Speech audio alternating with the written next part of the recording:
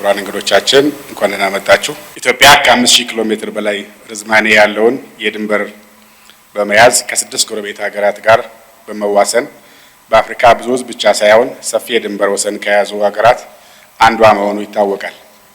የድንበር ወሰኖቹ በጎረቤት ሀገራት እንዲሁም ከሌላው ዓለም ጋር ለምንፈጥረው ትስስር ብሎም ቁልፍ ከሆኑና ከሁለንተናዊ ብሔራዊ ደህንነት ጥቅም አጀንዳዎቻችን ጋር የተሳሰሩ ናቸው። የአየር ትራንስፖርትም በየብስ ከሚደረገው ግንኙነት በተጨማሪ ኢትዮጵያ ከተቀረው ዓለም ጋር የሚያሳስር ድልድሎችም ፈተናዎችም ጋር የተቆራኘና ትኩረትና ከፍተኛ ጥንቃቄ የሚፈልግ ዘርፍ ነው። ኢትዮጵያ ዘመናት ያስቆጠረ የድንበር ቁጥጥር እንዲሁም የአቪዬሽን ደህንነትና የኤርፖርት አስተዳደር ስርዓት ያላት ሀገር ብትሆንም በየጊዜው ከሚመጣው ተለዋዋጭ ሁኔታዎች ጋር ተጣጥመው በመሄድና ቅንጅታዊ ስምሪት በማድረግ ረገድ ጉልህ ክፍተቶች ተስተውለዋል። ከዚሁ ጋር ተያይዞ የተለያዩ ተግዳሮቶች ማጋጠማቸውም አልቀረም። በአመዛኙም ድንበሮቻችን ክፍት በመሆናቸው የተቀናጀ ቁጥጥር፣ ጥበቃ ስርዓትና አደራጀት ማበጀት ግድ ይላል። እንደ ሀገር ያጋጠሙና ወደፊትም ሊያጋጥሙ የሚችሉ የደህንነት ችግሮችን በመፈተሽ የተቀናጀ የኤርፖርትና የድንበር አስተዳደር ትራንስፎርሜሽን ፕሮግራም እንዲዘጋጅ አቅጣጫ ተሰጥቶበት የተለያዩ ጥናትና የልምድ ቅመራ ስራዎች ሲከናወኑ ቆይተዋል። በዚሁ መሰረትም ጉዳዩ ከሚመለከታቸው 10 ተቋማት የተውጣጣ ከብሔራዊ አስተባባሪና ቴክኒካል ኮሚቴዎች ተቋቁመው ለፕሮግራሙ ትግበራ የሚያግዙ ስትራቴጂካዊ ሰነዶች ተዘጋጅተዋል። በዘርፎቹ የተሻለ ተሞክሮ ያላቸው ሀገራት ልምዶችም ተቀስመዋል። በሁሉም ቁልፍ ባለድርሻ አካላት ላይ ጥልቅ የዳሰሳ ጥናት በማካሄድ ክፍተቶች ተለይተዋል። ዘመናዊ ቴክኖሎጂ ከመታጠቅ እንዲሁም ሲስተሞችን ከመቀናጀት አንጻር ያለው ውስንነት፣ ከአሰራር ሂደቶች ጋር ያሉ ክፍተቶች፣ የመሰረተ ልማት እጥረት፣ የሳይበር ጥቃትና ሌሎችም የደህንነት ስጋቶች ከህጋዊ ማዕቀፎች አንጻር የሚታዩ አበይት ችግሮች ዘርፎቹን የሚፈታተኑ መሆናቸውን ጥናቶቹና ፍተሻዎቹ አመላክተዋል። ኢትዮጵያ የምትገኝበት የምስራቅ አፍሪካ ቀጠና ውስብስብ ማህበራዊ፣ ኢኮኖሚያዊና ፖለቲካዊ ሁኔታዎች እንዲሁም የደህንነትና የጸጥታ ችግሮች የሚስተዋሉበት መሆኑ ይታወቃል። ግጭቶች፣ ሽብርተኝነት፣ ድንበር ተሻጋሪ ወንጀሎችና የሳይበር ጥቃቶች ከጊዜ ወደ ጊዜ አይነታቸውና መጠናቸውን እየቀያየሩ መከሰታቸውም ቀጥለዋል።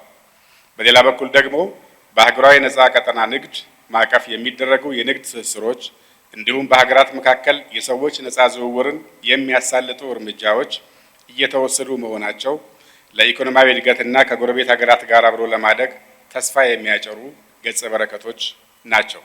በእነዚህ ተግዳሮቶችና መልካም ዕድሎች መካከል ሆኖ የተሻለ ቀጠናዊ ትስስርን ማጎልበት እንዲሁም የተሳለጠ የሰዎችና የቁስ ዝውውርን እውን በማድረግ የኢትዮጵያን ብሔራዊ ደህንነትና ጥቅሞች ለማስጠበቅ የሚቻለው የተቀናጀ የኤርፖርትና ድንበር አስተዳደር ስርዓት በመትከል ረገድ የሚታዩ መሰረታዊ ውስንነቶች ሲፈቱ ብቻ ነው። የተቀናጀ የኤርፖርትና ድንበር አስተዳደር ትራንስፎርሜሽን ፕሮግራሙ እንደ ሀገር የሚያጋጥሙ የደህንነት ስጋቶችን በመረጃ አስደግፎ አስቀድሞ ለማወቅና ለመከላከል ጉልህ ሚና ያበረክታል። በተቋማት መካከል የሚደረጉ የመረጃ ልውጦችን ስለሚያሳድግ እንደ ሽብርተኝነት፣ ድንበር ተሻጋሪ ወንጀሎች፣ ህገወጥ የሰዎች ዝውውር፣ የገንዘብና መሳሪያ ዝውውር የመሳሰሉ የደህንነት ስጋቶችን በጋራ ለመመከትም አቅም ይፈጥራል።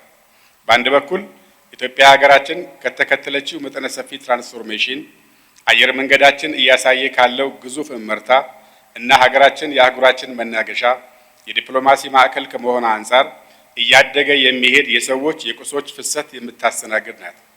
በዚሁ ልክ ቀጠናው ካለው ተጋላጭነት አንጻር እየተበራከተ የመጣ ወንጀልን መከላከልና የተቀናጀ በቴክኖሎጂ የተደገፈ ስርዓት ማበጀትም ግድ ይላል። የፕሮግራሙ መተግበር ሀገር በቀል ቴክኖሎጂዎች በስፋት እንዲለሙ በማድረግ የሳይበር ሉዓላዊነትን ብሎም ደህንነትን ያረጋግጣል። በድንበሮችና ኤርፖርቶች በሚደረጉ ፍተሻዎች ዘመኑ ባፈራቸው የአርቲፊሻል ኢንተለጀንስ እና ሌሎች ቴክኖሎጂዎች እንዲሁም በስልጠነ የሰው ኃይል እንዲደገፉ በማድረግ ስጋቶችን የማስቀረት ግብም አለው። ይህን ታሳቢ በማድረግ የተቀናጀ የኤርፖርትና ድንበር አስተዳደር ትራንስፎርሜሽን ፕሮግራሙን እውን ለማድረግ የሚያስችል ፍኖተ ካርታ ተዘጋጅቷል። ፍኖተ ካርታው በኤርፖርትና ድንበር አስተዳደር ዘርፍ ያሉብንን ክፍተቶች በመለየት የሚያስፈልጉንን ቴክኖሎጂ አቅም፣ የአሰራር ስርዓቶች፣ ስታንዳርድ፣ የሰው ሀብት አቅሞችን፣ መሰረተ ልማትና አቅርቦትን፣ የህግና የቁጥጥር ጉዳዮችን ለይቶ አስቀምጧል። ክቡራትና ክቡራን፣ ግባችን የበለጸገች ኢትዮጵያን እውን በማድረግ ለቀጣዩ ትውልድ ማስረከብ ነው። ይህ የሚሳካው ኢትዮጵያ በአፍሪካ ቀንድ ያላትን የጂኦ ስትራቴጂክ ቁመና አስጠብቃ መዝለቅ ስትችል የተቀናጀ የኤርፖርትና ድንበር አስተዳደር ትራንስፎርሜሽን ፕሮግራሙም ለዚህ የራሱን ሚና በመጫወት የበለጸገች ኢትዮጵያን እውን የምናደርግበት አንዱ ማስፈጸሚያ መሳሪያችን ሊሆን እንደሚችል ይታመናል።